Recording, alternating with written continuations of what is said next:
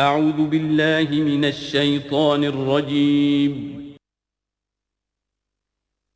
بسم الله الرحمن الرحيم.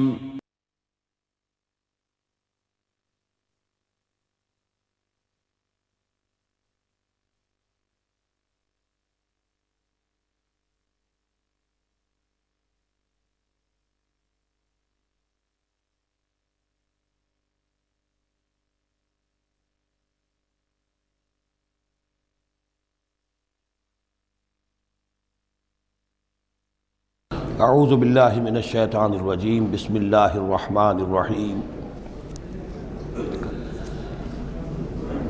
وَيُعَلِّمُهُ الْكِتَابَ وَالْحِكْمَةَ وَالتَّوْرَاةَ وَالْإِنْجِيلَ وَرَسُولًا إِلَى بَنِي إِسْرَائِيلَ صدق اللہ العظیم۔ اس آیہ مبارکہ کے بارے میں ایک نقطہ تو میں بیان کر چکا ہوں کہ تقابل جو ہے ذہن میں رکھنا چاہیے کہ حضرت یحییٰ علیہ السلام کے بارے میں ان کے لیے جو بھی توصیفی کلمات اللہ تعالیٰ نے ارشاد فرمائے ان میں آخری ہے نبیم من الصالحین، اور حضرت عیسیٰ علیہ السلام کے لیے یہاں پر جو الفاظ آئے ہیں رسولاً الی بنی اسرائیل، اس کو نوٹ کر لیجئے، پھر آئندہ چل کر اس کے اور بھی حوالے آئیں گے۔ دوسری بات جو نوٹ کرنے کی ہے وہ یہ کہ کتاب اور حکمت اور تورات اور انجیل، ان چار چیزوں کے مابین جو تین واو آئے ہیں ان میں سے دو واو عطف ہیں، ایک واو تفسیر ہے۔ اللہ ان کو سکھائے گا کتاب اور حکمت، یعنی تورات اور انجیل۔ یہ درمیانی واو جو ہے یہ یعنی کے معنی میں ہے، اس لیے کہ جیسا کہ میں کئی مرتبہ پہلے بتا چکا ہوں، تورات میں صرف احکام تھے، حکمت نہیں تھی۔ انجیل میں صرف حکمت ہے، احکام نہیں ہے، اور اسی نقطے کو سمجھ لینے سے ساری گتھی حل ہوتی ہے، اور اگر اسی کو نہیں سمجھا ہے لوگوں نے تو پھر بہت ان کے ذہنوں میں پریشانیاں رہتی ہیں۔ تو اس مقام کو نوٹ کیجئے، وَيُعَلِّمُهُ الْكِتَابَ وَالْحِكْمَةَ، اللہ اسے سکھائے گا کتاب بھی اور حکمت بھی، وَالتَّوْرَاةَ وَالْإِنْجِيلَ، یعنی تورات بھی اور انجیل بھی، وَرَسُولًا إِلَىٰ بَنِي إِسْرَائِيلَ انی قد جئتکم بآیۃ من ربکم۔ ابھی تک گفتگو ہو رہی تھی کہ حضرت مریم سلام علیہا کو یہ ساری خوشخبریاں اللہ تعالیٰ کی طرف سے دی گئیں۔ اب یوں سمجھئے، to cut a long story short, درمیان کا وقفہ، ان کی ولادت ہوئی، وہ پلے بڑھے، وہ ساری تاریخ بیچ میں سے حذف کر کے نقشہ کھینچا جا رہا ہے اب کہ حضرت مسیح علیہ السلام نے اب اپنی دعوت کا آغاز کر دیا ہے۔ انی قد جئتکم بآیۃ من ربکم، میں تمہارے پاس آیا ہوں تمہارے رب کی طرف سے نشانی لے کر۔ انی اخلق لکم من الطین کہیئۃ الطیر، کہ میں تمہارے سامنے یا تمہارے لیے بناتا ہوں گارے سے ایک پرندے کی شکل، فانفخ فیہ، پھر میں اس میں پھونک مارتا ہوں، فیکون طیرا باذن اللہ، تو وہ بن جاتا ہے اڑتا ہوا پرندہ اللہ کے حکم سے۔ یہاں آپ نوٹ کرتے جائیے گا، ہر معجزے کے بعد باذن اللہ باذن اللہ باذن اللہ، یعنی یہ میرا کوئی دعویٰ نہیں ہے، میرا کوئی کمال نہیں ہے، یہ جو کچھ ہے وہ اللہ کے حکم سے ہے۔ وَأُبْرِئُ الْأَكْمَحَ وَالْأَبْرَصَ وَأُحْيِي الْمَوْتَىٰ بِإِذْنِ اللَّهِ، اور میں شفا دے دیتا ہوں مادرزاد اندھے کو بھی اور کوڑھی کو بھی، اور میں مردہ کو زندہ کر دیتا ہوں بِإِذْنِ اللَّهِ، اللہ کے حکم سے۔ وَأُنَبِّئُكُم بِمَا تَأْكُلُونَ وَمَا تَدَّخِرُونَ فِي بُيُوتِكُم، اور میں تمہیں یہ بھی بتا سکتا ہوں کہ تم کیا کھاتے ہو اور کیا چیزیں تم نے اپنے گھروں میں ذخیرہ کر رکھی ہیں۔ إِنَّ فِي ذَلِكَ لَآیَةً لَكُمْ، اس میں تمام چیزوں میں تمہارے لیے نشانی ہے، ان کنتم مومنین، اگر تم ایمان والے ہو یا ایمان لانا چاہو، یعنی یہ کہ اپنی رسالت کے صداقت اور حقانیت کے دلیل کے طور پر یہ معجزات پیش فرمائے۔ وَمُصَدِّقًا لِمَا بَيْنَ يَدَيَّ مِنَ التَّوْرَاةِ، اور میں تصدیق کرتے ہوئے آیا ہوں اس کی کہ جو میرے سامنے موجود ہے تورات میں سے۔ وَلِأُحِلَّ لَكُمْ بَعْضَ الَّذِي حُرِّمَ عَلَيْكُمْ، اور تاکہ میں کچھ حلال قرار دوں تم پر وہ چیزیں جو تم پر حرام کر دی گئی ہیں۔ یہ اصل میں اشارہ ہے سبت کے حکم کے بارے میں، کہ جیسے ہمارے ہاں بھی بعض جو مذہبی مزاج کے لوگ ہوتے ہیں ان میں پھر بڑی سختی پیدا ہو جاتی ہے، غلو کرتے چلے جاتے ہیں دین کے احکام میں۔ تو سبت کے حکم میں یہودیوں نے اس حد تک غلو کر لیا تھا کہ کسی مریض کو دعا کرنا اس کے لیے کہ اللہ اس کو شفا دے دے، یہ بھی نہیں کرنا، کچھ نہیں کرنا، کوئی کام، گویا کہ یہ بھی دنیا کا کام ہے۔ لہذا اس کی ایک انتہا تک وہ پہنچ گئے تھے جن کو آ کے حضرت مسیح علیہ السلام نے پھر اس کی وضاحت کی کہ یہ چیز کے اس کی تقاضوں میں شامل نہیں ہے۔ وَجِئْتُكُمْ بِآیَةٍ مِّن رَبِّكُمْ، اور میں تمہارے پاس لے کر آیا ہوں نشانی تمہارے رب کی طرف سے، فَاتَّقُوا اللَّهَ وَأَطِیعُونِ، پس اللہ کا تقوی اختیار کرو اور میری اطاعت کرو۔ ان اللہ ربی و ربکم فاعبدوہ، یقیناً اللہ ہی میرا بھی رب ہے اور تمہارا بھی رب ہے، پس اسی کی بندگی کرو۔ ھذا صراط مستقیم، یہی سیدھا راستہ ہے۔ آپ کو یہی الفاظ ملیں گے سورہ مریم میں انشاءاللہ۔ فلما احس عیسیٰ منہم الکفر، اب پھر دیکھیے وہی درمیانی وقفوں کو چھوڑتے ہوئے یہ دعوت میں کتنا عرصہ لگا، کئی سال کے بعد اب مخالفت ہوئی، اور مخالفت ہوئی ان کے علماء کی طرف سے۔ یہود کے جو علماء تھے شدید ترین مخالفت انہوں نے کی، ان کی مسندوں کو خطرہ ہو گیا، ان کی چودراہٹیں جو ہے وہ خطرے میں پڑ گئیں، تو انہوں نے مخالفت کی، اور اس وقت تک ظاہر بات ہے کہ یہودیوں پر ان کے علماء کا جو ہے اثر و رسوخ بہت زیادہ تھا۔ فلما احس عیسیٰ منہم الکفر، جب عیسیٰ نے محسوس کیا ان سے کفر کی شدت کہ اب یہ مخالفت پر تل گئے ہیں، قال من انصاری الی اللہ، تو انہوں نے ایک پکار لگائی، ایک ندا دی، ایک دعوت عام دی، کون ہے جو میرے مددگار ہے اللہ کی راہ میں؟ یعنی اب جو کشاکش ہونے والی ہے، جو تصادم ہونے والا ہے، اس میں ایک حزب اللہ بنے گی اور ایک حزب الشیطان ہوگا، کون ہے جو میرا مددگار ہو الی اللہ، اللہ کے کام میں۔ یہی اصل اساس ہے دین میں کام کرنے کے لیے کہ اسی بنیاد پر کوئی شخص اٹھے کہ میں دین کا یہ کام کرنا چاہتا ہوں، کون ہے جو میرا ساتھ دے۔ یہ ایک بالکل طبعی طریقہ ہوتا ہے جماعت سازی کا، ایک داعی اور داعی پر اعتماد کرنے والے، داعی سے اتفاق کرنے والے لوگ اس کے ساتھی بن جاتے ہیں۔ ساتھی اس کے ذاتی اعتبار سے نہیں ہوتے، اس کی حکومت قائم کرنے کے لیے نہیں، اللہ کی حکومت قائم کرنے کے لیے، اس کی سرداری کے لیے نہیں، اللہ تعالیٰ کے دین کے غلبے کے لیے۔ قال الحواریون نحن انصار اللہ، کہا حواریین نے کہ ہم ہیں اللہ کے مددگار۔ حواری جو ہے اصل میں اس کے معنی ہے دھوبی، جو کپڑے کو دھو کر صاف کر دیتا ہے۔ یہ لفظ پھر آگے بڑھا ہے اپنے کردار کو صاف کرنا، اپنے اخلاق کو صاف کرنا، لیکن چونکہ حضرت مسیح علیہ السلام کی بہت سی جو تبلیغ تھی وہ گلیلی جھیل کے کناروں پر ہوتی تھی، اب وہاں ظاہر بات ہے جھیل جو ہے بڑی تھی، وہ سمندر کی طرح ہے، جھیل نہیں ہے، بہت بڑی جھیل ہے، تو وہاں وہ کبھی دھوبی ہوتے تھے، ان میں تبلیغ کرتے تھے، کہیں مچھیرے ہوتے تھے مچھلیاں پکڑنے والے، جا کے انہیں تبلیغ کرتے تھے کہ اے مچھلیوں کے پکڑنے والوں، مچھلیوں کا شکار کرنے والوں، آؤ کہ میں تمہیں انسانوں کا شکار کرنا سکھاؤں۔ اور ان دھوبیوں میں تبلیغ کی ہے، تو ان میں سے کچھ لوگ جو ہیں انہوں نے اپنے آپ کو پیش کر دیا۔ قال الحواریون نحن انصار اللہ آمنا باللہ، ہم ایمان لائے اللہ پر، واشہد بأننا مسلمون، تو آپ بھی اب گواہ رہیے گا کہ ہم اللہ کے فرمانبردار ہیں۔ ربنا آمنا بما انزلت، اے رب ہمارے ہم ایمان لے آئے اس پر جو تو نے نازل فرمایا، واتبعنا الرسول، اور ہم اتباع کر رہے ہیں تیرے رسول کی، فاکتبنا مع الشاہدین، تو اے پروردگار ہمارا نام گواہوں میں لکھ لے۔ یہ گواہ یہی ہے کہ جو لفظ اختیار کیا گیا ہے اب عیسائیوں کے خاص فرقے کی طرف سے، یہواز وٹنسز، یہوا کا لفظ جو ہے وہ عبرانی میں خدا کے لیے، خدا کے گواہ، یعنی وہی بات کہ جو قرآن مجید میں آئی ہے، وَكَذَلِكَ جَعَلْنَاكُمْ أُمَّةً وَسَطًا لِتَكُونُوا شُهَدَاءَ عَلَى النَّاسِ وَيَكُونَ الرَّسُولُ عَلَيْكُمْ شَهِيدًا، تو اللہ ہمیں اپنے گواہوں میں ہمارا نام لکھ لے، یہواز وٹنسز۔ فَاكْتُبْنَا مَعَ الشَّاهِدِينَ، مراد یہ نہیں ہے کہ یہ یہواز وٹنسز وہ لوگ ہیں، میں نے صرف وہ لفظ کی مناسبت کہ انہوں نے یہ لفظ کیوں اختیار کیا ہے کہ یہ لفظ قدیم ہے، اسلامی حکمت اور اسلام کی مصطلحات جو ہیں ان میں اس کی ایک حیثیت ہے۔ وَمَكَرُوا وَمَكَرَ اللَّهُ، اب انہوں نے بھی چالیں چلی اور اللہ نے بھی چال چلی۔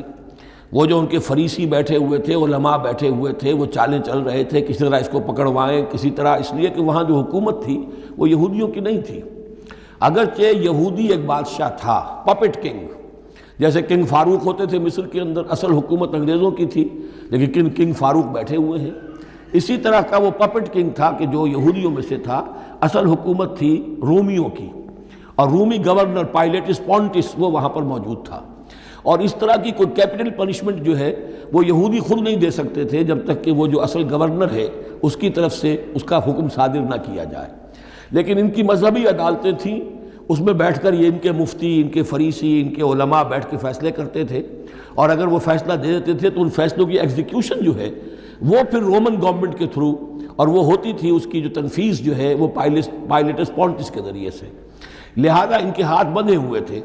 اب کسی طریقے سے پھنسوائیں اس کو، سوال الٹے سیدھے کرنے، ایسے سوال کرنے کہ وہ جواب دیں تو اس میں بغاوت کی بو آ جائے تو کہیں دیکھو یہ رومیو یہ تمہارا باغی ہے۔ اس طرح کی وہ چالیں چل رہے تھے۔ وَمَكَرُوا وَمَكَرَ اللَّهُ، اللہ کی اپنی چال تھی۔ اب اللہ کی چال کیا تھی؟ اب اس کی تفصیل قرآن میں نہیں ہے، یعنی یہ کہ ان کے حواریین میں سے ہی ایک نے دھوکہ دیا اور حضرت مسیح علیہ السلام کو گرفتار کروایا۔ اب اس کے بعد اللہ تعالیٰ نے جو کچھ انجیل برنباس میں ہے، قرآن میں نہیں ہے، حدیث میں نہیں ہے، ہمارے اولین جو مفسرین ہیں ان کے ہاں بھی نہیں ہے، لیکن یہ انجیل برنباس، ایونجیلیم برنابے، جو پوپ کی لائبریری سے برآمد ہوئی ہے، اس کے اندر یہ تفصیل ہے کہ جس حواری نے آپ کو غداری کر کے پکڑوایا تھا، گرفتار کروایا تھا، اس کی شکل حضرت مسیح کی بدل دی اللہ نے، اور وہ پکڑا گیا، سولی وہ چڑھا ہے، اور حضرت مسیح پر وہ ہاتھ ڈال ہی نہیں سکے، بلکہ جس باغ میں آپ روپوش تھے، جیسے ایک کوٹھڑی سی بنی ہوئی تھی جس میں کوئی آلات وغیرہ رکھ دیتے ہیں، اس باغ میں وہ روپوش تھے اور اس کوٹھڑی میں عبادت کر رہے تھے، باقی جو ان کے حواری ہیں 12 وہ باہر تھے۔ اس وقت وہ سٹک گیا، ایک شخص وہاں سے چپکے سے گیا کہ اب میں پکڑواؤں گا، اور جا کر جو ہے وہ سپاہیوں کو لے آیا، رات کے وقت نیلے لے کر آئے، انہوں نے کہا میں اندر جاؤں گا، جسے میں کہوں اے ہمارے استاد بس پکڑ لینا وہی مسیح ہے، اس لیے کہ رومیوں کو کیا پتہ تھا وہ مسیح کون ہے، وہ تو یہودی ہے، لہذا جیسے ہمارے ہاں پولیس والوں کو کیا پتہ ہے وہ آئے ہیں، آئیڈینٹیفائی کون کرے گا، تو اس نے کہا کہ میں کہوں گا اے میرے آقا میرے استاد بس پکڑ لینا۔ اب یہ جب اندر داخل ہوا تو جیسے ہی کمرے میں داخل ہوا، اس کوٹھڑی میں اس کی چھت پھٹی، 4 فرشتے نازل ہوئے، حضرت مسیح کو لے کر وہ چلے گئے، اور اس شخص کی شکل جو ہے وہ بدل دی گئی حضرت مسیح والی۔ اب یہ گھبرا کر باہر نکلا تو دوسرے حواریین جو تھے انہوں نے کہا اے ہمارے استاد، اور ادھر سے وہ سپاہی جو ہیں داخل ہو گئے، انہوں نے اسی کو قابو کیا، سولی وہ چڑھا ہے اصل میں، حضرت مسیح نہیں۔ لیکن یہ ساری تفاصیل جو ہیں یہ قرآن میں بھی نہیں ہے، حدیث میں بھی نہیں ہے۔ جب حدیث میں نہیں ہے، قرآن میں نہیں ہے، تو ہمارے مفسرین کے پاس بھی نہیں ہو سکتی تھی، لیکن یہ کہ یہ شہادت جو ہے یہ در حقیقت انہی کے گھر سے ہمیں ملی ہے، اور یہ پوری طریقے سے فٹ ان کرتی ہے، پوری طریقے سے قرآن کا جو بیان ہے اس میں یہ پوری طرح فٹ ہوتی ہے۔ وَمَكَرُوا وَمَكَرَ اللَّهُ، انہوں نے اپنی سی چالیں چلی، اللہ نے اپنی چال چلی، وَاللَّهُ خَيْرُ الْمَاكِرِينَ، اور اللہ تعالیٰ جو ہے وہ بہترین چال چلنے والا ہے۔ اِذْ قَالَ اللَّهُ يَا عِيسَىٰ إِنِّي مُتَوَفِّيكَ وَرَافِعُكَ إِلَيَّ، یاد کرو جب کہ اللہ نے عیسیٰ سے کہا عیسیٰ میں تمہیں اب لے جانے والا ہوں، یہ لفظ ہے کہ جس کو قادیانیوں نے اصل میں بہت بڑی بنیاد بنایا ہے اپنے غلط عقیدے کی، کہ وفات مسیح ہو چکی ہے۔ اس لفظ کو اچھی طرح سمجھ لیجئے، وفا کے معنی ہے پورا کرنا، وعدہ وفا کرو، وفا۔ اب اس سے جب کہا جائے کسی کو پورا دینا تو باب تفعیل میں آئے گا وفا یوفی توفیتاً، وہ ہم پڑھ چکے ہیں، ووفیت کل نفس فکیف اذا جاء، جب وہ دن آئے گا ووفیت کل نفس ما عملت، جو کچھ انہوں نے کیا ہوگا پورا پورا ان کو دے دیا جائے گا۔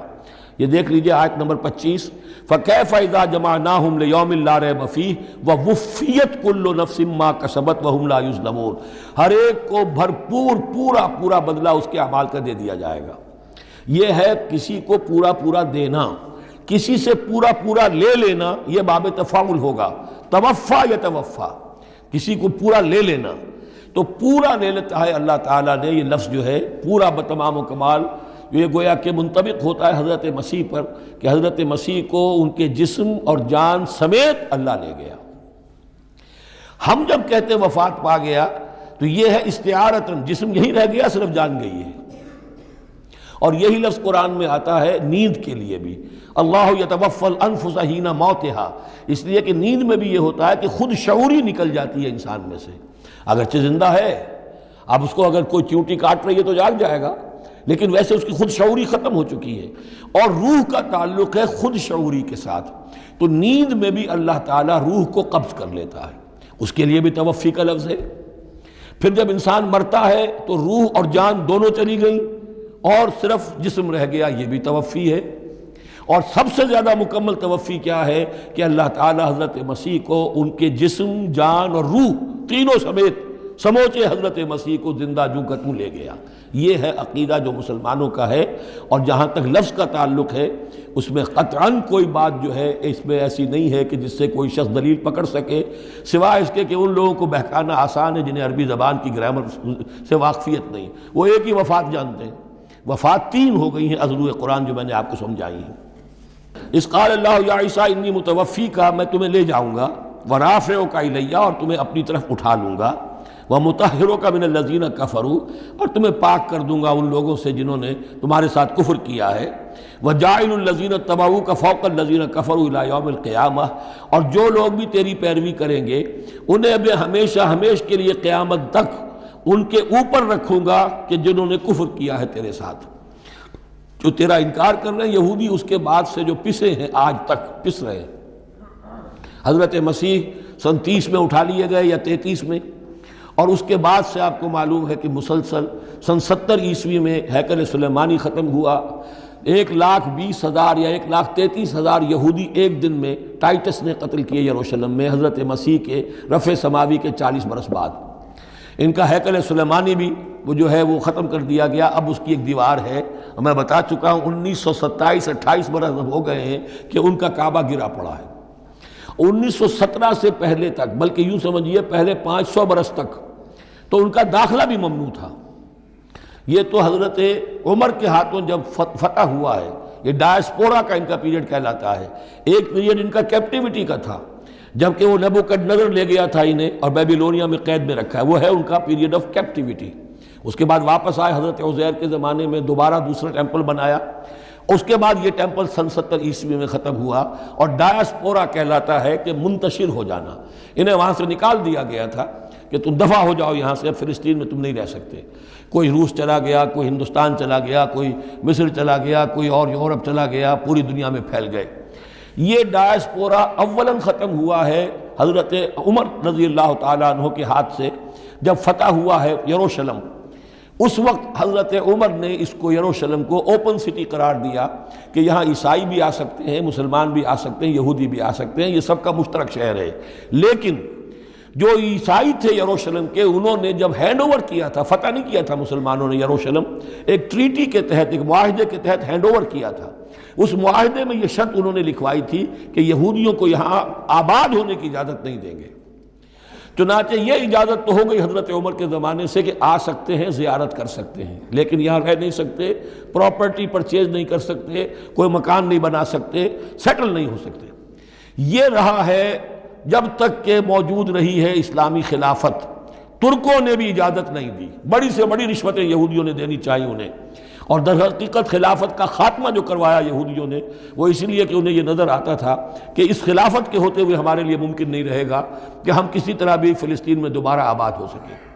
لیکن پھر برطانیہ کے جو وزیر تھا بالفور، اس کے ذریعے سے انہوں نے بالفور ڈیکلریشن 1917 میں حاصل کیا ہے۔ پھر ان کو حق ملا ہے کہ یہ یہاں آ کر جائیداد بھی خرید سکتے ہیں، سیٹل بھی ہو سکتے ہیں، اور اس کے یوں سمجھیے کہ 31 برس کے بعد پھر اسرائیل کی ریاست وجود میں آئی ہے۔ یہ تاریخ ذہن میں رہے۔ اگرچہ 1917 کے بعد سے انہیں کچھ سانس تو مل گیا ہے، اب ایک طرح سے محسوس ہوتا ہے کہ دنیا میں بڑے اقتدار پر ہیں، مٹھی بھر ہیں، یہ زیادہ سے زیادہ 13-14 ملین ہے، 1.5 کروڑ سے بھی کم، لیکن پوری دنیا کی سب معیشت جو ہے اس کا بڑا حصہ ان کے کنٹرول میں ہے۔ لیکن پھر بھی یہ سب کچھ جو ہے وہ عیسائیوں کی سپورٹ کی وجہ سے ہے۔ اگر عیسائی ان کی مدد نہ کریں تو ان کا تو یوں سمجھیے کہ ٹکڑے اڑا کر رکھ دیں عرب ایک دن میں۔ لیکن اب پیچھے پوری امریکہ کی حکومت ہے، امریکہ کے حواریین ہیں، خاص طور پر west white Anglo Saxon Protestants, امریکہ اور برطانیہ، وہ تو گویا کہ ان کے زرخرید ہیں ایک طرح سے، اور بھی جو ممالک ہیں عیسائی اب یہ فتح کر چکے ہیں ان سب کو، عیسائیوں کے اوپر ان کا غلبہ ہے۔ اس لیے اب جو شکل ہے وہ بھی یہ ہے کہ ان کا وجود ہے یہی کہ عیسائی ہیں اوپر، اور یہ معنوی طور پر سازشی انداز میں انہیں کنٹرول کر رہے ہیں۔ اذ قال اللہ یا عیسیٰ انی متوفیک ورافعک الیہ ومطہرک من الذین کفروا وجاعل الذین اتبعوک فوق الذین کفروا الی یوم القیامہ ثم الی مرجعکم فاحکم بینکم فیما کنتم فیہ تختلفون۔ پھر تم سب جو ہے تمہارا لوٹنا میری ہی طرف ہے، اور پھر میں تمہیں بتا دوں گا اور فیصلہ کر دوں گا تمہارے مابین ان باتوں میں جن میں تم اختلاف کر رہے تھے۔ فَأَمَّا الَّذِينَ كَفَرُوا فَأُعَذِّبُهُمْ عَذَابًا شَدِيدًا فِي الدُّنْيَا وَالْآخِرَةِ، تو وہ لوگ کہ جو کفر کی روش اختیار کریں گے میں انہیں عذاب دوں گا، بہت سخت عذاب، دنیا میں بھی اور آخرت میں بھی۔ وما لهم من ناصرین، اور نہیں ہوں گے ان کے لیے کوئی مددگار۔ وَأَمَّا الَّذِينَ آمَنُوا وَعَمِلُوا الصَّالِحَاتِ، اور جو ایمان لائیں گے اور نیک عمل کریں گے، فَيُوَفِّيهِمْ، اب دیکھیے وفا یوفی دینا، پورا پورا دینا، تو ان کو وہ پورا پورا دے گا، اجورہم، ان کا اجر۔ واللہ لا يحب الظالمین، اللہ ظالموں کو پسند نہیں کرتا۔ ذالک نتلوہ علیک من الآیات والذکر الحکیم، یہ وہ چیزیں ہیں جو ہم آپ کو پڑھ کر سنا رہے ہیں۔ گویا کہ یہاں بھی پس منظر میں حضرت جبرائیل علیہ السلام ہے کہ یہ اللہ تعالیٰ کی آیات ہیں اور ذکر حکیم ہے جو ہم آپ کو پڑھ کر سنا رہے ہیں۔ ان مثل عیسیٰ عند اللہ کا مثل آدم، عیسیٰ کی مثال اللہ کے نزدیک آدم کی سی ہے۔ خلقہ من تراب ثم قال له کن فیکون، اسے بنایا مٹی سے پھر کہا ہو جا، وہ ہو گیا۔ اب یہ آیت وہ ہے قرآن مجید میں کہ جو لوگ بھی اسپیشل کریشن کے قائل ہیں کہ حضرت آدم کسی ایولیوشن کے نتیجے میں کسی سپیشیز کے وجود میں آنے کے بعد اس کے ایک فرد کی حیثیت سے نہیں ان کا استفاع ہوا، بلکہ وہ اسپیشلی کریٹ کیے گئے ہیں مٹی سے براہ راست، ان کے حق میں یہ آیت دلیل ہے۔ تو یہ جو بھی نظریات ہیں ابھی، چونکہ ایولیوشن بھی ہے تو وہ بھی نظریہ ہے، تھیوری آف اسپیشل کریشن ہے وہ بھی نظریہ ہے۔ نظریوں کے باب میں انسان ادھر ادھر کوئی رائے رکھ سکتا ہے، ابھی یہ کوئی طے شدہ حقائق نہیں ہے۔ ان میں ہم غور کر سکتے ہیں کہ قرآن مجید میں کس مقام پر کس چیز کے لیے کوئی تائید یا کوئی تھوڑی سی توثیق نکلتی ہے۔ تو اللہ کے نزدیک تو عیسیٰ کی مثال ایسے ہی ہے جیسے آدم، اسے مٹی سے بنایا اور کہا کن فیکون۔ تو اب اگر اسپیشل کریشن کا معاملہ ہے تو نہ باپ نہ ماں، بغیر باپ اور بغیر ماں کے تو کیا وہ الہ بن گئے؟ بنانے والا تو اللہ ہے۔ حضرت عیسیٰ ماں تو ہے، باپ نہیں ہے، حمل تو ہوا ہے، 9 مہینے ماں کے پیٹ میں تو رہے ہیں، تو وہ تو آدم سے کم معاملہ ہوا تخلیق میں اعجاز کے اعتبار سے۔ اور حضرت اس سے کم تر ذرا دیکھ لو تو بوڑھے پھونس حضرت زکریا اور بوڑھی پھونس ان کی اہلیہ جو ساری عمر بانجھ رہی اور ان کو اللہ نے اولاد دے دی۔ تو یہ سارے جو ہیں معجزات ہیں، اللہ کا اختیار ہے، جو چاہے کرے، اس سے کسی کی الوہیت کی دلیل نہیں نکلتی۔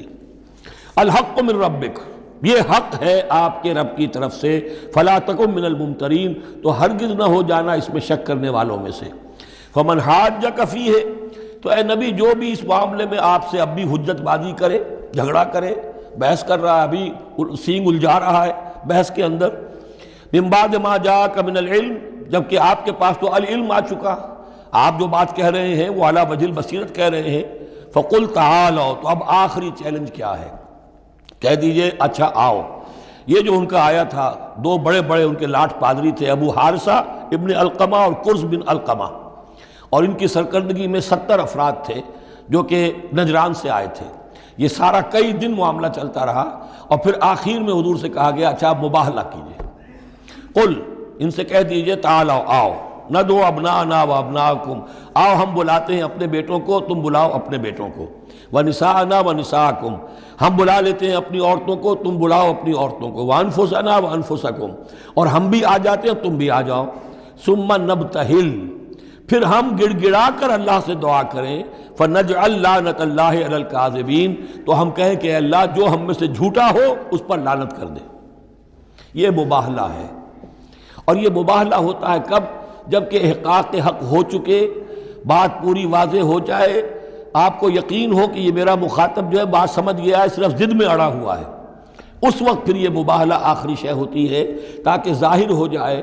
اگر تو واقعتاً اسے یقین ہے تو وہ مباہلہ کی چیلنج قبول کر لے گا، اور اگر دل میں چور ہے، وہ جانتا ہے کہ حق بات تو اسی کی ہے، اور لہذا پھر وہ مباہلہ نہیں کرے گا۔ چنانچہ یہی ہوا، انہوں نے مباہلے سے انکار کیا، فرار کی راہ اختیار کی، اور ایسے ہی چلے گئے۔ فمن حاجک فیہ من بعد ما جاءک من العلم فقل تعالوا ندعو ابناءنا وابناءکم ونساءنا ونساءکم وانفسنا وانفسکم ثم نبتہل فنجعل لعنت اللہ علی الکاذبین ان ھذا لہو القصص الحق، یہ ہے صاف صاف جو بھی سرگزشت ہے صحیح اور حق، وہ یہ ہے، وما من الہ الا اللہ، اور نہیں ہے کوئی معبود اللہ کے سوا، وَإِنَّ اللَّهَ لَهُوَ الْعَزِيزُ الْحَكِيمُ، اور یقیناً اللہ تعالیٰ ہی ہے زبردست اور کمال حکمت والا۔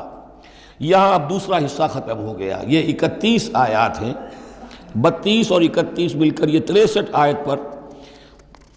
فَإِن تَوَلَّوْا، پھر اگر وہ پیٹھ موڑ لے فَإِنَّ اللَّهَ عَلِيمٌ بِالْمُفْسِدِينَ، یہاں آ کر 63 آیات ہوئیں.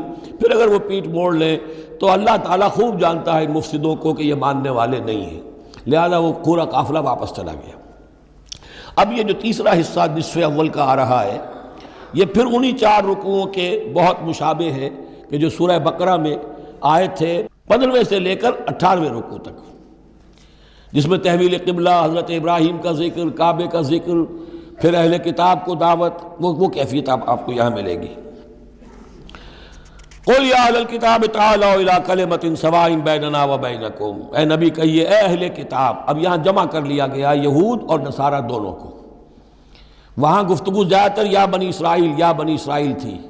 ابھی تک حضرت عیسیٰ کا معاملہ تھا، وہ گویا کہ نصرانیوں سے بات تھی. اب ہے اہل کتاب، دونوں کے دونوں. قُلْ يَا أَهْلَ الْكِتَابِ تَعَالَوْا إِلَىٰ كَلِمَةٍ سَوَاءٍ بَيْنَنَا وَبَيْنَكُمْ، کہیے کہ اے کتاب والو آؤ ایک ایسی بات کی طرف جو ہمارے اور تمہارے مابین بالکل برابر ہے، متفق علیہ ہے. وہ کیا ہے؟ اللہ نعبد الا اللہ، اللہ کے سوا کسی کی بندگی نہ کرے، ولا نشرک بہ شیئا، اس کے ساتھ کسی چیز کو شریک نہ ٹھہرائیں، ولا یتخذ بعضنا بعضا اربابا من دون اللہ، اور ہم میں سے کوئی ایک دوسرے کو اللہ کے ساتھ رب نہ بنا لے. اس سے مراد کیا ہے؟ جیسے کہ پوپ کو انہوں نے رب بنا لیا کہ پوپ کو اختیار ہے جس چیز کو چاہے حلال قرار دے دے، جس چیز کو چاہے حرام قرار دیتے. یہ گویا کہ ان کو اس کو پوپ کو بھی رب مان لینا ہے.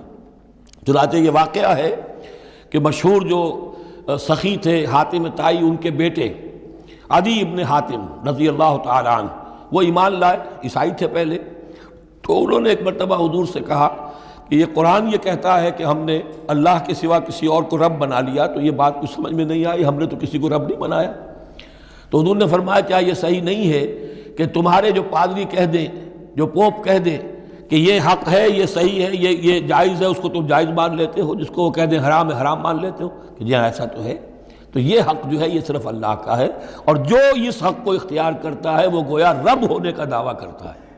اب یہ ساری قانون سازی جو شریعت کے خلاف کی جا رہی ہے، یہ خدائی کا دعویٰ ہے جو لوگ کر رہے ہیں بیٹھے ہوئے، اور ان ہاؤسز میں پہنچنے کے لیے جو بےتاب ہوتے ہیں اور جس کے لیے کروڑوں روپیہ خرچ کرتے ہیں، جہاں جا کر یا تو پہلے طے ہو جائے، یا کوئی قانون سازی کتاب و سنت کے منافی نہیں ہو سکتی، پھر جائیے، پھر وہاں پر جا کر قانون سازی کتاب و سنت کے دائرے کے اندر کیجیے. لیکن جہاں یہ نہیں ہے تو وہ جو فرمایا یہاں پر نوٹ کر لیجئے، تعالوا الی کلمۃ سواء بیننا وبینکم الا نعبد الا اللہ ولا نشرک بہ شیئا ولا یتخذ بعضنا بعضا اربابا من دون اللہ فإن تولوا، پھر اگر وہ منہ موڑ لیں، فقولوا، اے مسلمانوں تم کہو، فقولوا اشہدوا بأننا مسلمون، اچھا بھائی آپ لوگ گواہ رہے ہم تو مسلمان ہیں، ہم نے تو اللہ کی اطاعت قبول کر لی، ہم ان تینوں باتوں پر قائم رہیں گے، آپ کو اگر پسند نہیں ہے تو آپ کی مرضی. یا اہل الکتاب، اے کتاب والو، لم تحاجون فی ابراہیم، تم ابراہیم کے بارے میں کیوں جھگڑتے ہو؟ وما انزلت التوراۃ والانجیل الا من بعدہ، حالانکہ تم بھی مانتے ہو کہ تورات بھی ان کے بعد نازل ہوئی، انجیل بھی بعد میں نازل ہوئی. یہودیت بعد کی پیداوار ہے اور نصرانیت بھی بعد کی پیداوار ہے. تو ما کان ابراہیم یہودیا ولا نصرانیا ولکن کان حنیفا مسلما، وہ تو مسلمان تھے، وہ تو اللہ کے فرما بردار تھے، یہودی یا نصرانی تو نہیں تھے. افلا تعقلون، تو کیا تم عقل سے کام نہیں لیتے؟ ہاں انتم ہؤلاء حاججتم فیما لکم بہ علم، دیکھو یہ تم لوگ اب تک جو بھی باتیں کرتے رہے ہو، تم نے مباحثہ کیا ہے، وہ ان چیزوں کے بارے میں بھی ہے جس کا تمہیں کچھ علم ہے. فلم تحاجون فیما لیس لکم بہ علم، ایسی چیزوں کے بارے میں حجت بازی کیوں کرتے ہو جن کے لیے تمہارے پاس کوئی دلیل ہی نہیں، کوئی بنیاد نہیں، کوئی علم نہیں. ابراہیم کو کیا قرار دو گے، نصرانی یا یہودی؟ واللہ یعلم وانتم لا تعلمون، اللہ جانتا ہے تم نہیں جانتے. ما کان ابراہیم یہودیا ولا نصرانیا، اچھی طرح تمہیں بھی معلوم ہے ابراہیم نہ یہودی تھے نہ نصرانی تھے، ولیکن کان حنیفا مسلما، وہ تو اللہ کے فرما بردار تھے بالکل یکسو ہو کر. وما کان من المشرکین، اور نہ ہی وہ مشرکوں میں سے تھے. گویا کہ 3 طبقات جو موجود تھے عرب میں اس وقت، یا مشرکین عرب تھے، وہ بھی اپنے آپ کو منسوب کرتے تھے، وہ تو چونکہ نسل تو حضرت اسماعیل کی ہے تو وہ بھی کہتے تھے ہمارے رشتہ ابراہیم سے ہے، یہودی بھی نصرانی بھی. لیکن فرمایا ابراہیم جو ہے وہ نہ یہودی تھے نہ نصرانی تھے نہ مشرک تھے.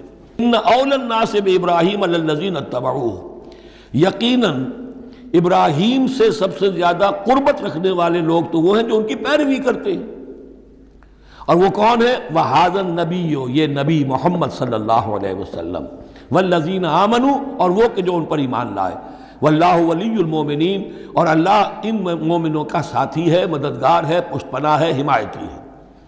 وَدَّتْ طَائِفَةٌ مِّنْ أَهْلِ الْكِتَابِ لَوْ يُضِلُّونَكُمْ وَمَا يُضِلُّونَ إِلَّا أَنفُسَهُمْ وَمَا يَشْعُرُونَ، اہل کتاب کا ایک گروہ جو ہے تلا ہوا ہے، اس پر آرزومند ہے کہ اے مسلمانوں تمہیں کسی طریقے سے گمراہ کر دیں۔ لَوْ يُضِلُّونَكُمْ وَمَا يُضِلُّونَ إِلَّا أَنفُسَهُمْ، وہ نہیں گمراہ کر سکیں گے مگر اپنے آپ کو، وَمَا يَشْعُرُونَ، انہیں اس کا شعور نہیں ہے۔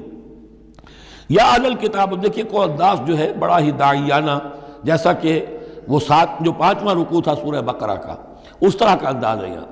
یا اہل الکتاب لما تکفرون بآیات اللہ وانتم تشہدون، اے کتاب والو، اے اہل کتاب، کیوں تم اللہ تعالیٰ کی آیات کا انکار کرتے ہو جبکہ تم اس کے قائل ہو، پہچان چکے ہو، دل میں جان چکے ہو۔ یا اہل الکتاب لما تلبسون الحق بالباطل وتکتمون الحق وانتم تعلمون، اے اہل کتاب کیوں تم حق کے اوپر باطل کا ملمہ چڑھاتے ہو، کیوں حق کو چھپاتے ہو جانتے بوجھتے۔ یہ بھی اس 5ویں رکوع میں آیت موجود تھی، وَلَا تَلْبِسُوا الْحَقَّ بِالْبَاطِلِ وَتَكْتُمُوا الْحَقَّ وَأَنْتُمْ تَعْلَمُونَ۔ وَقَالَتْ طَائِفَةٌ، اب ایک بڑی سازش کا ذکر ہو رہا ہے کہ جو انہوں نے کی تھی مسلمانوں کے خلاف اور محمد رسول اللہ کو ناکام بنانے کے لیے۔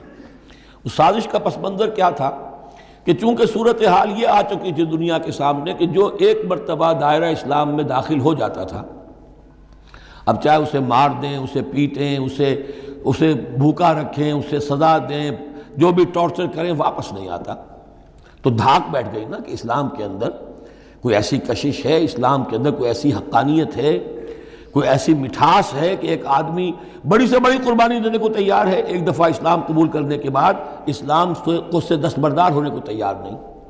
یہ جو ساکھ بن گئی تھی، اس کو توڑنے کا ذریعہ سوچا انہوں نے کہ ایسا کرو، صبح کے وقت اعلان کرو کہ ہم ایمان لے آئے، سارا دن محمد کی صحبت میں رہو صلی اللہ علیہ وسلم، شام کو کہہ دو جی دیکھ لیا ہم نے، کچھ نہیں ہے یہاں، یہ دور کے ڈھول سہانے ہیں، ہم تو اپنے ہی کفر میں جا رہے ہیں، اپنے ہی راستے پہ جا رہے ہیں۔ اب اس سے یقیناً کچھ لوگ سمجھیں گے کہ انہوں نے سازش کی ہوگی، کچھ لوگ سمجھیں گے کہ بھائی بڑے متقی لوگ تھے، بڑے خشوع و خضوع کے ساتھ آئے تھے، بڑے اعلان کے ساتھ، شان کے ساتھ انہوں نے کلمہ کہا تھا اور ایمان قبول کیا تھا، پھر دیکھو سارے دن حضور کی محفل میں بیٹھے رہے ہیں، کچھ نہ کچھ تو دیکھا ہی ہوگا نا آخر، ایسے کیسے یہ لوگ چلے گئے؟ عام لوگوں کے دلوں میں وسوسہ اندازی جو ہے اس سے کرنا بہت آسان کام ہے۔ وہ سازش تھی جو بنائی، اور اسی کا اصل میں تعلق ہے قتل مرتد کی سزا۔ اسلامی ریاست میں اس سازش کا راستہ روکنے کے لیے یہ سزا تجویز کی گئی ہے کہ جو شخص ایمان لے آئے پھر کفر میں جائے گا تو قتل کر دیا جائے گا، کیونکہ اسلامی ریاست کی بنیاد ہے، آئیڈیولوجیکل ریاست ہے یہ، ایمان اور اسلامی تو اس کی بنیاد ہے، اس کی جڑوں کو کھودنے والی جو چیز ہو سکتی ہے اس کی تو پوری جو ہے اس کی بندش اور اس کا سد باب ہونا چاہیے۔ وقالت طائفة من اہل الکتاب آمنوا بالذی انزل علی الذین آمنوا وجہ النہار، اور اہل کتاب کے گروہ نے یہ طے کیا ایمان لاؤ اس چیز پر جو نازل کی گئی ہے ان اہل ایمان پر صبح کے وقت، دن چڑھے، وَاکْفُرُوا آخِرَہُ، اور کفر کر دو، اعلان کفر کر دو دن کے آخر میں، لعلہم یرجعون، شاید ان میں سے بھی کچھ لوٹ آئیں، اندر سے جا کے کچھ لوگوں کو تو گھسیٹ لائیں گے ہم کہ وہ جو ہے وہ بھی اسلام کو چھوڑ دیں، وہ مشتبہ ہو جائے معاملہ، ان پر وسوسہ پیدا ہو جائے۔ وَلَا تُؤْمِنُوا إِلَّا لِمَنْ تَبِعَ دِينَكُمْ، اور دیکھو ہرگز ایمان نہ لانا مگر اسی چیز پر کہ جو تمہارے دین کی پیروی کرے، ماننی اسی کی بات ہے۔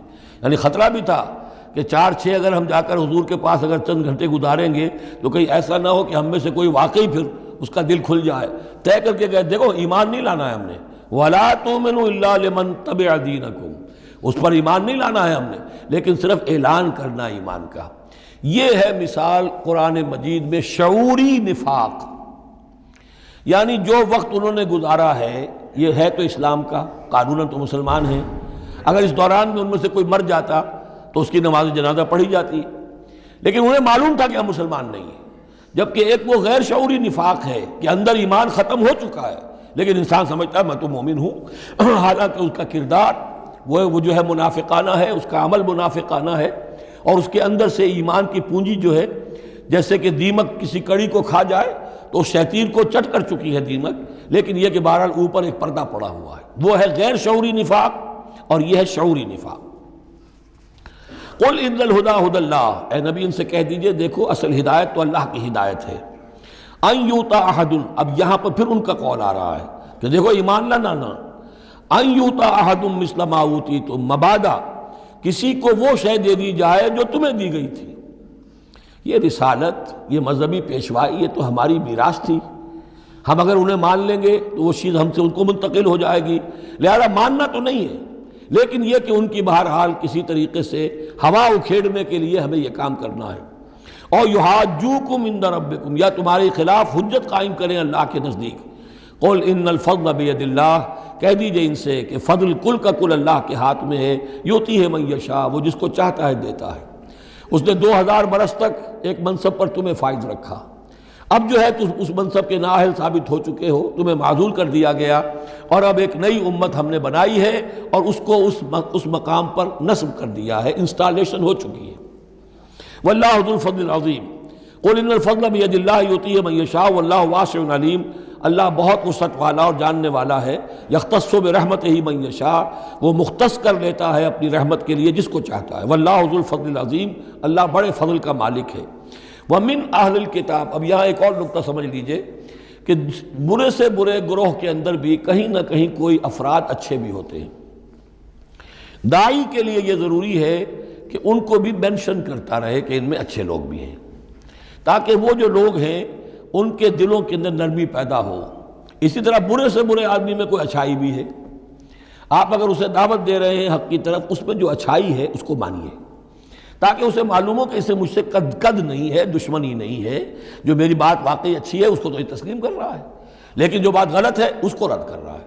تو یہ دعوت کا اور تبلیغ کا بہت اہم حصہ ہے۔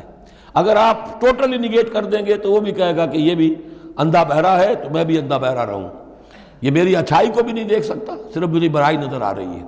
اور اگر وہ سمجھے کہ میری برائی کی بھی صحیح نشاندہی کر رہا ہے، جو میری اچھائی ہے اس کو بھی مان رہا ہے، تو اس کا دل کھلے گا، وہ آپ کی بات سنے گا۔ وَمِنْ أَهْلِ الْكِتَابِ مَنْ إِنْ تَأْمَنْهُ بِقِنْطَارٍ، اہل کتاب میں سے ایسے بھی ہیں کہ اگر ان کے پاس تم امانت رکھوا دو ڈھیروں مال، یؤدِّهِ إِلَيْكَ، وہ تمہیں پورا پورا واپس کر دے گے۔ امانت دار ان میں موجود ہیں۔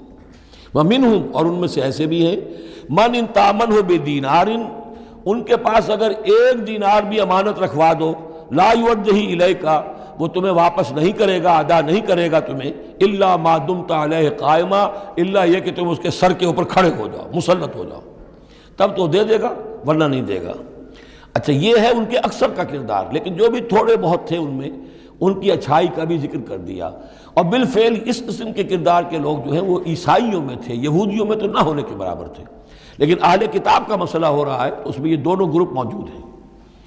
ذالک بانہم، اور یہودیوں میں یہ کردار کیوں آ گیا ہے، کیوں بے ایمانی خیانت کیوں آ گئی؟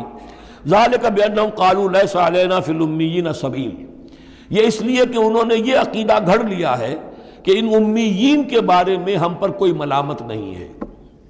یہ اچھی طرح سمجھ لیجئے، یہودیوں کا یہ عقیدہ تورات میں نہیں ہے، لیکن اصل جو کتاب ہے ان کی مذہبی وہ تورات نہیں ہے، تالمود ہے۔ یوں سمجھیے کہ تورات تو ہے ام الکتاب ان کی جو بھی ہے، لیکن جو ان کا ساری شریعت ہے، جو ان کے ضوابط ہیں، قوانین ہیں، قواعد ہیں، عبادات کی تفاصیل ہیں، وہ سب ہیں تالمود میں۔ اور تالمود میں یہ بات موجود ہے کہ یہودی کے لیے یہودی سے جھوٹ بولنا حرام، غیر یہودی سے جیسے چاہو جھوٹ بولو۔ یہودی کے لیے کسی یہودی کا مال ہڑپ کرنا ناجائز حرام، غیر یہودی جنٹائلز اور گوئمز ان کا مال جس طرح چاہو دھوکے سے، بائی ہوک بائی کروک، جس طرح چاہو ہڑپ کرو۔ تو یہ ہمارے اوپر مواخذہ ہی نہیں ہے، اس لیے کہ یہ جو لوگ ہیں غیر یہودی، یہ انسان ہے ہی نہیں، یہ اصل میں انسان نما حیوان ہے، اور ان سے فائدہ اٹھانا ہمارا حق ہے، جیسے کہ گھوڑے کو تانگے میں جوتنا انسان کا حق ہے، بیل کو اپنے حل کے اندر جوت لینا یہ انسان کا حق ہے۔ تو ہمارا حق ہے ان حیوانوں سے ہم جو چاہے لوٹ لیں، کھسوٹ لیں، ان کی رضامندی سے لے لیں، ظلم کریں، اس میں ہم پر کوئی پکڑ نہیں ہوگی، کوئی محاسبہ نہیں۔ یہ تالمود میں باقاعدہ لکھا ہوا ہے۔ ذالک بانہم قالوا، اس لیے کہ ایک پکچر بھی اس پر بنی ہے جو امریکہ کے عیسائیوں نے بنائی ہے، the other side of Israel, جس میں کہ انہوں نے ایک شخص نے ایک یہودی کتب خانے میں جا کر کتابیں نکال کر پھر اس کے اوپر نشان لکھا کر یہ چیزیں لکھی ہوئی ہیں. کیا یہودیت کا جو اصل چہرہ ہے وہ اس ڈاکومنٹری کے اندر، ویڈیو کے اندر واضح کر دیا گیا ہے ان کی کتابوں کے حوالے سے.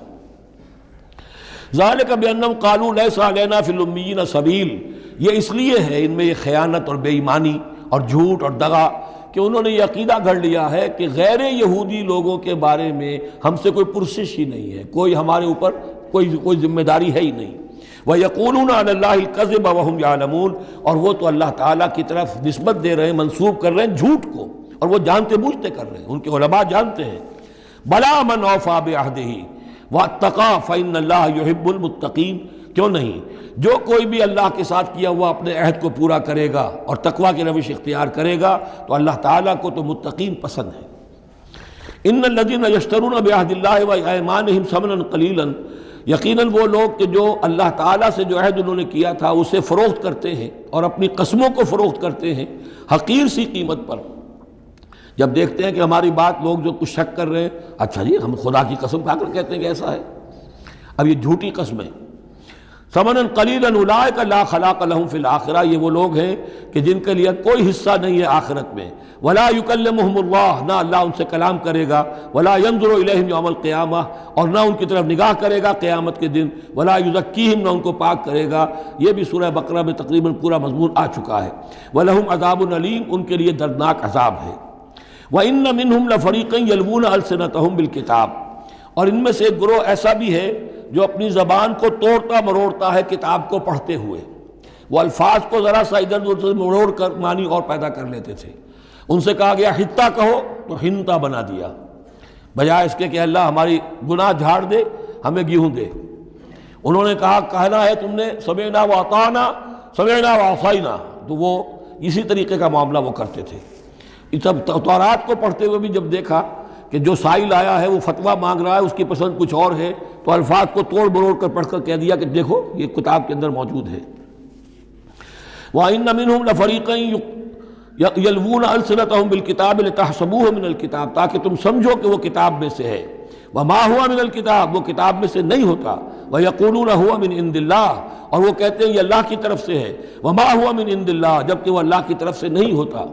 فَوَيْلٌ لِّلَّذِينَ يَكْتُبُونَ بِأَيْدِيهِمْ، یہ پڑھ چکے ہیں سورہ بقرہ کے اندر بھی کہ وہ لوگ کہ جو اپنے ہاتھوں سے لکھتے ہیں کہتے ہیں کہ اللہ کی طرف سے ہے.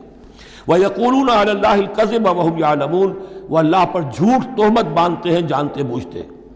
مَا كَانَ لِبَشَرٍ أَن يُؤْتِيَهُ اللَّهُ الْكِتَابَ وَالْحُكْمَ وَالنُّبُوَّةَ، کسی انسان کا یہ کام نہیں ہے، کسی انسان کے شایع نشان نہیں ہے کہ اللہ تعالیٰ نے تو اس کو کتاب دی ہو، حکمت دی ہو، نبوت دی ہو. ثم یقول للناس کونوا عبادا لی من دون اللہ، پھر وہ لوگوں سے کہنے لگے کہ میرے بندے بن جاؤ اللہ کو چھوڑ کر.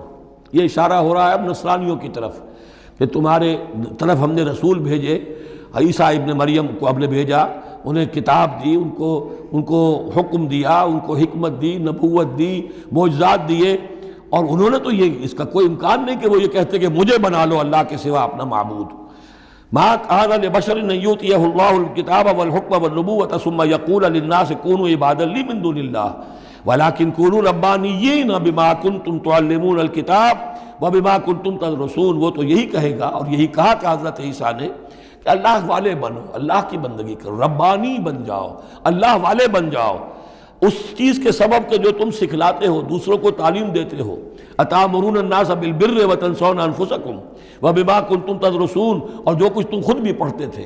یہ پڑھنا پڑھانا دین کا، سیکھنا سکھانا، تعلیم و تعلم قرآن، تعلیم و تعلم حدیث، تعلیم و تعلم فقہ، یہ اس لیے ہونا چاہیے کہ لوگوں کو اللہ والے بنایا جائے، نہ یہ کہ اپنے بندے بنا کر اور ان سے نذرانے وصول کر کے ان کا استحصال کیا جائے. وَلَا يَأْمُرُكُمْ أَن تَتَّخِذُوا الْمَلَائِكَةَ وَالنَّبِيَّ أَرْبَابًا، وہ کبھی بھی تمہیں اس بات کا حکم نہیں دے گا کہ تم فرشتوں یا انبیاء کو رب بنا لو. فرشتوں کو رب بنایا مشرکین مکہ نے، فرشتوں کے نام پر اپنی وہ مورتیاں انہوں نے بنائی، لات، عزا، منات، اور انہوں نے ایک نبی کو اپنا رب بنا لیا. ایامرکم بالکفر بعد اذ انتم مسلمون، تو کیا وہ ایسا بندہ اللہ کا جس کو اللہ نے نبوت سے سرفراز کیا ہو، کیا تمہیں وہ کفر کا حکم دے گا جبکہ تم مسلم ہو چکے ہو، تم نے فرما برداری اختیار کر لی ہے. وَإِذْ أَخَذَ اللَّهُ مِيثَاقَ النَّبِيِّينَ، اور یاد کرو جب کہ اللہ نے تمام انبیاء سے ایک عہد لیا تھا، لَمَا آتَيْتُكُم مِّن كِتَابٍ وَحِكْمَةٍ، جب بھی میں تمہیں دوں گا کتاب اپنی اور حکمت، ثُمَّ جَاءَكُمْ رَسُولٌ، پھر تمہارے پاس آئے کوئی اور رسول، نیا رسول، مُصَدِّقٌ لِّمَا مَعَكُمْ، جو کہ تمہارے ساتھ جو کچھ ہے اس کی تصدیق کرتے ہوئے آئے، لَتُؤْمِنُنَّ بِهِ وَلَتَنصُرُنَّهُ، تو تمہیں لازماً اس پر ایمان لانا ہوگا اور اس کی مدد کرنی ہوگی، کیونکہ انبیاء کا ایک سلسلہ چل رہا تھا، ہر نبی جو ہے آئندہ کی پیشن گوئی کر کے گیا ہے، اور یہ بھی ختم نبوت کے بارے میں بہت بڑی دلیل ہے کہ ایسی کسی شے کا ذکر قرآن میں یا حدیث میں نہیں ہے، بلکہ اس کے برعکس ہے کہ نبوت مجھ پر ختم ہو گئی ہے، ورنہ اس سے پہلے تمام انبیاء حضرت مسیح حضور کی بشارت دے کر گئے، تمام انبیاء کی کتابوں میں بشارتیں موجود ہیں۔ اگر آپ انجیل پڑھیں برنباس کی تو اس میں تو کوئی صفحہ خالی نہیں ہے جس میں کہ حضور کی بشارت نہ ہو اور حضور کے بارے میں خوشخبری نہ ہو، لیکن یہ کہ وہ باقی انجیلوں میں سے نکال دیا گیا۔ قَالَ أَقْرَرْتُمْ وَأَخَذْتُمْ عَلَىٰ ذَلِكُمْ إِصْرِي، اللہ نے فرمایا تم نے اقرار کر لیا اے نبیوں۔ اب یہ کہاں کیا گیا؟ یہ عالم ارواح میں، تمام نبی ایک دفعہ تو جمع نہیں ہو سکتے تھے، عالم ارواح میں یہ عہد لیا گیا ہے، تم نے اس کو قبول کیا اور اس پر میری ذمہ داری قبول کر لی۔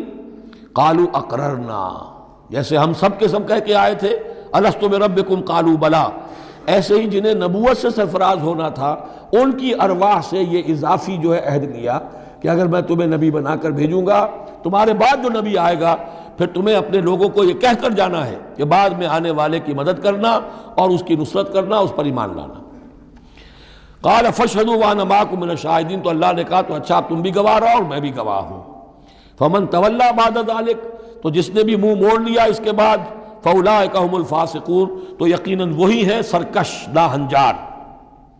افغیر دین اللہ یبغون، تو کیا یہ اللہ کے دین کے سوا کوئی اور دین چاہتے ہیں؟ وَلَهُ أَسْلَمَ مَنْ فِي السَّمَاوَاتِ وَالْأَرْضِ طَوْعًا وَكَرْهًا وَإِلَيْهِ يُرْجَعُونَ، جبکہ آسمانوں اور زمین میں جو کچھ ہے اللہ کے سامنے سر تسلیم خم کیے ہوئے ہے، چاہے خوشی سے اور چاہے مجبوراً، اور اسی کی طرف ان سب کو لوٹا دیا جائے گا۔ قُلْ آمَنَّا بِاللَّهِ، یہ دیکھیے 16ویں رکوع کی سورہ بقرہ کی آیات جو ہیں تقریباً تھوڑے سے لفظی فرق کے ساتھ، کہیے آمنا باللہ، ہم ایمان لائے اللہ پر، وما انزل علینا، جو نازل کیا گیا ہم پر، وما انزل علی ابراہیم و اسماعیل و اسحاق و یعقوب والاسباط، اور جو کچھ نازل کیا گیا ابراہیم پر، اسماعیل پر، اسحاق پر اور یعقوب پر اور ان کی اولاد پر، وما اوتی موسیٰ و عیسیٰ والنبیون من ربہم، جو بھی موسیٰ کو دیا گیا، عیسیٰ کو دیا گیا، تمام انبیاء کو دیا گیا ان کے رب کی طرف سے، لا نفرق بین احد منہم ونحن لہ مسلمون، ہم ان میں سے کسی ایک کے مابین بھی کوئی تفریق نہیں کرتے اور ہم تو اللہ کے فرما بردار ہیں۔ وَمَن يَبْتَغِ غَيْرَ الْإِسْلَامِ دِينًا فَلَن يُقْبَلَ مِنْهُ، جو کوئی اس اسلام کے سوا کوئی دین اختیار کرے گا اللہ اسے اس کی جانب سے قبول نہیں کرے گا۔ وَهُوَ فِي الْآخِرَةِ مِنَ الْخَاسِرِينَ، اور آخرت میں وہ پھر خسارے پانے والوں میں سے ہو کر رہے گا۔ كَيْفَ يَهْدِي اللَّهُ قَوْمًا كَفَرُوا بَعْدَ إِيمَانِهِمْ، کیسے ہدایت دے گا اللہ ان لوگوں کو جو ایمان کے بعد کافر ہو گئے؟ اس کا کیا مطلب ہے؟ یعنی ان کے دل ایمان لے آئے تھے، مان لیا تھا، حقیقت منکشف ہو گئی تھی، جیسے سورۃ النمل میں ہم پڑھیں گے وَجَحَدُوا بِهَا وَاسْتَيْقَنَتْهَا أَنفُسُهُمْ ظُلْمًا وَعُلُوًّا، انہوں نے انکار تو کیا لیکن ان کی جی نے، دل نے ان کے یقین کر لیا تھا کہ بات صحیح ہے۔ دل اقراری ہے، زبان انکاری ہے۔ زبان انکاری کیوں ہے؟ ظلمًا وعلوا، حق تلفی کرنے کے لیے اور اپنی سربلندی کے لیے، اپنی چودراہٹ کے لیے، بغیم بینہم، ورنہ دل ان کے ایمان لا چکے تھے۔ تو کیف یہدی اللہ قوما کفروا بعد ایمانہم، کہ جب حق منکشف ہو گیا، دل نے گواہی دے دی کہ حق ہے، پھر بھی کفر کیا۔ وَشَهِدُوا أَنَّ الرَّسُولَ حَقٌّ، اور انہوں نے گواہی دی کہ رسول حق ہے، آپس میں باتیں کرتے تھے۔ چنانچہ روایت میں آتا ہے کہ جو علقمہ کے دو بیٹے جو ہیں ابو حارثہ اور کرز، جب یہ چلے تھے یمن سے، نجران سے، تو کہیں ٹھوکر لگی کرز کے گھوڑے کو، تو اس نے کہا تعیس العمد، ہلاک ہو جائے وہ دور والا، یعنی جس کی طرف ہم جا رہے ہیں، محمد کی طرف صلی اللہ علیہ وسلم۔ اس پر بڑے بھائی نے کہا، ابو حارثہ نے، تعیست امک، تیری ماں ہلاک ہو جائے۔ انہوں نے کہا کیوں؟ میں نے تو محمد کو کہا تھا جو کچھ کہا تھا، تمہیں کیوں اس طرح برا لگا؟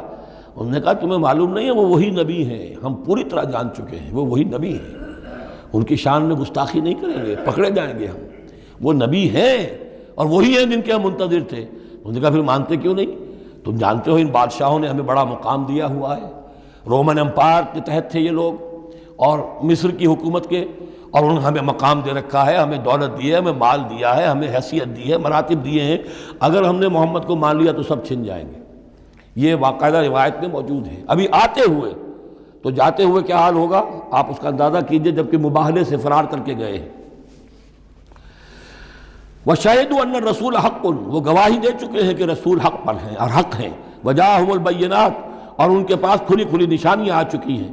وَاللَّهُ لَا يَهْدِي الْقَوْمَ الظَّالِمِينَ، اللہ ایسے ظالموں کو ہدایت نہیں دیتا۔ أُولَٰئِكَ جَزَاؤُهُمْ أَنَّ عَلَيْهِمْ لَعْنَةَ اللَّهِ وَالْمَلَائِكَةِ وَالنَّاسِ أَجْمَعِينَ، یہ تو وہی لوگ ہیں کہ جن کا بدلہ یہ ہے کہ ان پر اللہ کی بھی لعنت ہے، فرشتوں کی بھی اور تمام انسانوں کی بھی۔ یہ الفاظ بھی سورہ بقرہ میں آ چکے ہیں۔ خالدین فیہا، وہ اسی لعنت میں رہیں گے۔ لا یخفف عنہم العذاب، ان کے عذاب میں کوئی تخفیف نہیں کی جائے گی۔ ولا ہم ینظرون، نہ انہیں کوئی مہلت ملے گی۔ الا الذین تابوا من بعد ذلک، ہاں ابھی دروازہ کھلا ہے توبہ کا، سوائے ان کے کہ جو اس کے بعد توبہ کر لیں، واصلحوا، اور اصلاح کر لیں اپنی یا نیک عمل کریں۔ فإن اللہ غفور الرحیم، تو ابھی توبہ کا دروازہ بند نہیں ہے، یقیناً اللہ غفور الرحیم ہے۔ ان الذین کفروا بعد ایمانہم ثم ازدادوا کفرا لن تقبل توبتہم، جو لوگ جنہوں نے کفر کیا اپنے ایمان کے بعد، حق کو پہچان لینے کے بعد، چاہے زبان سے مانا ہو یا نہ مانا ہو، پھر اگر وہ کفر کرتے ہیں یا ایماننے کے بعد زبان سے مرتد ہو جاتے ہیں، ثم ازدادوا کفرا، پھر وہ اپنے کفر میں بڑھتے چلے گئے، لن تقبل توبتہم، ان کی توبہ کبھی قبول نہیں ہوگی۔ واولئک هم الضالون، اور وہ تو یقیناً گمراہوں میں سے ہیں۔ ان الذین کفروا وماتوا وهم کفار، یقیناً وہ لوگ کہ جنہوں نے کفر کیا اور فوت ہو گئے، مر گئے اسی حال میں کہ وہ کافر تھے، فلن يقبل من احدهم ملء الارض ذهبا ولو افتدى به، تو ان میں سے کسی ایک سے زمین کی مقدار کے مطابق سونا بھی فدیے میں قبول نہیں کیا جائے گا اگر وہ پیش کر سکے۔ اب ظاہر بات ہے یہ محال ہے، ناممکن ہے، لیکن یہ کہ بات سمجھانے کے لیے کہ وہاں پر کوئی فدیہ نہیں ہے، زمین کے حجم کے برابر بھی سونا دے کر اور کوئی چھٹنا چاہے گا تو نہیں چھوٹے گا۔ یہ وہی بات ہے، واتقوا یوما لا تجزی نفس عن نفس شیئا ولا يقبل منها شفاعۃ ولا یؤخذ منها عدل، کوئی فدیہ نہیں لیا جائے گا، ولا هم ینصرون، نہ ان کی مدد ہوگی۔ اولئک لهم عذاب علیم، یہ وہ لوگ ہیں کہ جن کے لیے ہے دردناک عذاب، وما لهم من ناصرین، اور نہیں ہوں گے ان کے لیے مدد کرنے والے۔ لن تنالوا البر حتى تنفقوا مما تحبون وما تنفقوا من شيء فإن الله به علیم۔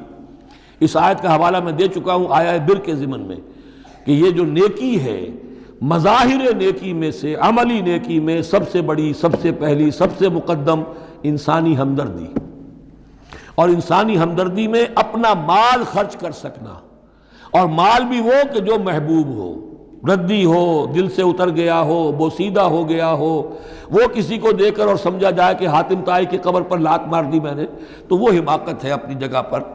لن تنالوا البر حتى تنفقوا مما تحبون، تم ہرگز نہیں پہنچ سکو گے نیکی کے مقام کو جب تک کہ خرچ نہ کرو اس میں سے جو تمہیں پسند ہے۔ وما تنفقوا من شيء فإن الله به علیم، اور جو کچھ بھی تم خرچ کرو گے اللہ کو اس کا علم ہے۔ کل طعام کان حلا لبنی اسرائیل الا ما حرم اسرائیل علی نفسہ من قبل ان تنزل التوراۃ، یہ بھی ایک جھگڑا تھا، یہودی کرتے تھے کہ ان کی شریعت میں اونٹ کا گوشت حرام تھا۔ حضور نے آ کر جو حرام چیزوں کا اعلان کیا اس میں اونٹ کا گوشت حرام نہیں ہے۔ ان کا اگر شریعت یہ وہی ہے، اگر شریعت موسوی ہے تو یہ تغیر کیسے ہو گیا؟ اس کی حقیقت بتائی ہے کہ تورات کے نزول سے قبل حضرت یعقوب علیہ السلام کو ذاتی جیسے بات ہوتی ہے کہ شاید ناپسند ہے، انہوں نے اونٹ کا گوشت اپنے اوپر حرام کر لیا تھا۔ جیسے حضور نے اپنی 2 ازواج مطہرات کی دلجوئی کے لیے بعض چیزیں جو حلال تھیں ان کی قسم کھا لی، یا ایھا النبی لما تحرم ما احل اللہ لک تبتغی مرضات ازواجک، یہ چیز ان کے ہاں روایت کے طور پر چلی آ رہی تھی۔ تو اللہ نے فرمایا لاؤ تورات اور دکھاؤ کہاں لکھا ہوا۔ تورات کے نزول سے پہلے یہ شکل حضرت یعقوب علیہ السلام کی تھی، اس کی تم پیروی کر رہے ہو۔ تو کھانے پینے کی وہ چیزیں جو اسلام نے حلال کی ہیں، کل طعام کان حلا لبنی اسرائیل، وہ بنی اسرائیل کے لیے بھی حلال تھی، الا ما حرم اسرائیل علی نفسہ، سوائے ان چیزوں کے کہ جنہیں حرام ٹھہرا لیا تھا اسرائیل، اسرائیل سے مراد حضرت یعقوب اللہ کے بندے عبداللہ، علی نفسہ ہی، اپنی جان پر، من قبل ان تنزل التوراۃ، اس سے پہلے کہ تورات نازل ہو۔ اس لیے کہ یہ تو 300-400-500 سال کا فصل ہے حضرت یعقوب میں اور نزول تورات میں۔ قل فاتوا بالتوراۃ فاتلوہا، اے نبی ان سے کہیے تم جو اعتراض ہم پر کر رہے ہو تو لاؤ تورات اور پڑھو اور دکھاؤ، ان کنتم صادقین، اگر تم سچے ہو۔ شریعت تورات کے اندر کہیں بھی اونٹ کے گوشت کی حرمت نہیں ہے۔ فمن افترى علی اللہ الکذب من بعد ذلک فاولئک هم الظالمون، اور جو لوگ اس کے بعد بھی اللہ کی طرف جھوٹ منسوب کرتے رہے تو یہ لوگ ظالم ہیں۔ اب ان سے کیا آدمی گفتگو کرے؟ قل صدق اللہ، کہہ دیجئے اللہ نے جو کچھ کہا صحیح فرمایا۔ فاتبعوا ملت ابراہیم حنیفا، بس پیروی کرو ملت ابراہیم کی جو یکسو تھے یا یکسو ہو کر، یہ حنیفہ کا لفظ دونوں طرف جا سکتا ہے، ابراہیم کی صفت یا حال حنیفہ، اور یہ اتباع کا حال بھی ہو سکتا ہے۔ فاتبعوا ملت ابراہیم حنیفا، یکسو ہو کر، بعد کی تمام تقسیمات سے بلندتر ہو کر جو ابراہیم کا طریقہ ہے اس کی پیروی کرو۔ وما کان من المشرکین، اور مشرکین میں سے نہیں تھے۔ ان اول بیت وضع للناس للذی بمکہ، یقیناً پہلا گھر جو لوگوں کے لیے بنایا گیا اللہ کی عبادت کے لیے وہ وہی ہے جو بکہ میں ہے۔ بکہ اور مکہ یہ دو در حقیقت ایک ہی لفظ کے لیے دو پروننسیشن سے۔ ان اول بیت وضع للناس للذی ببکہ مبارکا وہدی للعالمین، برکت والا ہے اور تمام جہان والوں کے لیے ہدایت کا ذریعہ ہے۔ فیہ آیات بینات المقام و ابراہیم، اس میں آیات بینات ہیں۔ ترتیب دیکھ لیجئے، وہاں کے 4 رکوع جو تھے ان میں پہلے اس کا ذکر ہوا تھا، پھر باقی ساری گفتگو تھی۔ یہاں ترتیب الٹ گئی ہے، ساری گفتگو کے بعد اب آخر میں یہ حصہ جو ہے تیسرا اس کا وہ ختم ہو رہا ہے، اس نصف اول کا، اور آخر میں تذکرہ حضرت ابراہیم کا ہے۔ مضامین وہی ہیں، ترتیب بدل گئی ہے۔ فی آیات بینات، اس میں تو بڑی روشن نشانیاں موجود ہیں۔ مقام ابراہیم، جیسے مقام ابراہیم، ومن دخلہ کان آمنا، اور جو بھی اس میں داخل ہو جاتا ہے امن میں آ جاتا ہے۔ بدترین پورے عرب کے اندر خوریزی ہوتی تھی، لیکن حرم میں اپنے باپ کے قاتل کو بھی اگر دیکھ لیتے تھے تو کچھ نہیں کہتے تھے۔ یہ ایسی روایت اس حرم کی رہی ہے اور آج تک ہے اللہ کے فضل و کرم سے، کہ وہاں پر امن ہی امن ہے، دار الامن۔ من دخلہ کان آمنا وَلِلَّهِ عَلَى النَّاسِ حِجُّ الْبَيْتِ مَنِ اسْتَطَاعَ إِلَيْهِ سَبِيلًا، اور للہ علی الناس، اب لام اور علی کو یہاں نوٹ کر لیجئے، اللہ کا حق ہے لوگوں پر کہ وہ حج کرے اس کے گھر کا، جو بھی استطاعت رکھتا ہو اس کے سفر کی۔ للہ علی الناس، اللہ کا حق ہے لوگوں پر، حج البیت، گھر حج کرنا بیت اللہ کا، من استطاع الیہ سبیلا، جو بھی استطاعت رکھتا ہو راستے کی، سفر کی۔ ومن کفرا، اب یہاں کفرا کے معنی کیا ہوں گے؟ جو استطاعت کے باوجود حج نہیں کرتا وہ گویا کہ کفر کرتا ہے۔ ومن کفر فإن اللہ غنی عن العالمین، تو وہ اللہ تو غنی ہے تمام جہانوں سے۔ قل یا اہل الکتاب لم تکفرون بآیات اللہ، اب آخری یہ آیات ہیں، بڑا ہی انداز جو ہے جھنجھوڑنے کا، اور جیسے کہ پیئرسنگ آئیز کے ساتھ دیکھ کر کسی سے بات کی جائے اور اس کے یعنی نگاہیں گاڑ کر اس پر۔ قل یا اہل الکتاب لم تکفرون بآیات اللہ، کیوں اللہ کی آیات کا انکار کر رہے ہو؟ واللہ شہید علی ما تعملون، اور جبکہ جو کچھ تم کر رہے ہو اللہ اسے دیکھ رہا ہے۔ قل یا اہل الکتاب لم تصدون عن سبیل اللہ، کہہ دیجئے ہے کتاب والو کیوں روکتے ہو اور روکتے ہو؟ صدہ یصد دونوں معنی دیتا ہے، لازم بھی متعدی بھی، خود رک جانا، دوسروں کو روکنا۔ کیوں رکتے ہو اور روکتے ہو اللہ کے راستے سے؟ من آمنا، جو ایمان لے آتا ہے، تبغونہا عوجا، تم اس کے لیے ٹیڑھ تلاش کرتے ہو، سازشیں کرتے ہو کہ صبح کو ایمان لاؤ اور شام کو کافر ہو جاؤ، تاکہ یہ ایمان والے جو ہیں ان کے دل میں بھی وسوسے اور دغدغے پیدا ہو جائیں۔ من آمن تبغونہا عوجا، تم چاہتے ہو کہ وہ بھی کج راستہ اختیار کر لے، وانتم شہداء، اور تم خود جانتے ہو جو کچھ کر رہے ہو۔ وما اللہ بغافل عما تعملون، اور اللہ غافل نہیں اس سے جو تم کر رہے ہو۔ لیکن ان تمام سازشوں کے جواب میں اہل ایمان سے کہا گیا یا ایھا الذین آمنوا ان تطیعوا فریقا من الذین اوتوا الکتاب یردوکم بعد ایمانکم کافرین، اے وہ لوگوں جو ایمان لائے ہو، اگر ان اہل کتاب کے ان کسی گروہ کی تم پیروی کرو گے تو یہ تمہیں لازماً لوٹا کر لے جائیں گے تمہارے ایمان کے بعد، پھر تمہیں کفر کی حالت میں لے جائیں گے۔ وَكَيْفَ تَكْفُرُونَ، اور سوچو تو صحیح کیسے کفر کرو گے، کیسے اس راستے پر جاؤ گے۔ وَأَنْتُمْ تُتْلَىٰ عَلَيْكُمْ آیَاتُ اللَّهِ، جبکہ تم پر اللہ کی آیات پڑھ کر سنائی جا رہی ہیں۔ وَفِيكُمْ رَسُولُهُ، اور تمہارے اندر اس کا رسول موجود ہے بنفس نفیس۔ اس سے آپ اندازہ کیجئے کہ علماء یہود کا کتنا اثر تھا۔ اوس اور خزرج کے لوگ بڑے مرعوب تھے چونکہ یہ ان پڑھ لوگ تھے، کوئی کتاب نہیں، کوئی شریعت نہیں، کوئی قانون نہیں، یہ لوگ صاحب کتاب تھے، صاحب شریعت تھے، ان کے ہاں علماء تھے، تو مرعوب تھے۔ لہذا یہاں جو اوس اور خزرج کے لوگ اسلام لے آئے تھے ان کے بارے میں اندیشہ ہوتا تھا کہ کہیں ان ساری ریشہ دوانیوں کا شکار نہ ہو جائیں۔ وَكَيْفَ تَكْفُرُونَ وَأَنْتُمْ تُتْلَىٰ عَلَيْكُمْ آیَاتُ اللَّهِ وَفِيكُمْ رَسُولُهُ، کیسے کفر کرو گے تم جبکہ تمہیں اللہ کی آیات پڑھ کر سنائی جا رہی ہیں اور اللہ کے رسول تم میں موجود ہیں۔ وَمَنْ يَعْتَصِمْ بِاللَّهِ فَقَدْ هُدِيَ إِلَىٰ صِرَاطٍ مُسْتَقِيمٍ، اور جو اللہ سے چمٹ جائے اس کی ہدایت ہو گئی ہے صراط مستقیم کی طرف۔ جو اللہ کی پناہ میں آ جائے، جیسے بچہ اگر اسے خطرہ محسوس ہو، شیرخوار بچہ دوڑ کر آ کے ماں سے چمٹ جائے گا، اب وہ یہ سمجھے گا میں قلعے میں آ گیا ہوں، اب مجھے کوئی کچھ نہیں کہہ سکتا، میں اپنی ماں کی گود میں آ گیا، ماں سے چمٹ گیا۔ اسے کیا پتا کہ کوئی درندہ صفت انسان اسے کھینچے ماں کی گود سے، اچھالے اور کسی بلم کے اوپر کسی نیزے کی انی کے اندر پرو لے۔ ایک بچہ یہ سمجھتا ہے کہ میں ماں کے پاس آ گیا تو بس میں اب پناہ میں ہوں۔ ایسے ہی من یعتصم باللہ، جو اللہ کی پناہ میں آ گیا، فقد ہدی الی صراط مستقیم، اس کی ہدایت تو ہو گئی سیدھی راہ کی طرف۔ اللہم ربنا اجعلنا منہم، اللہم ربنا اجعلنا منہم، آمین یا رب العالمین۔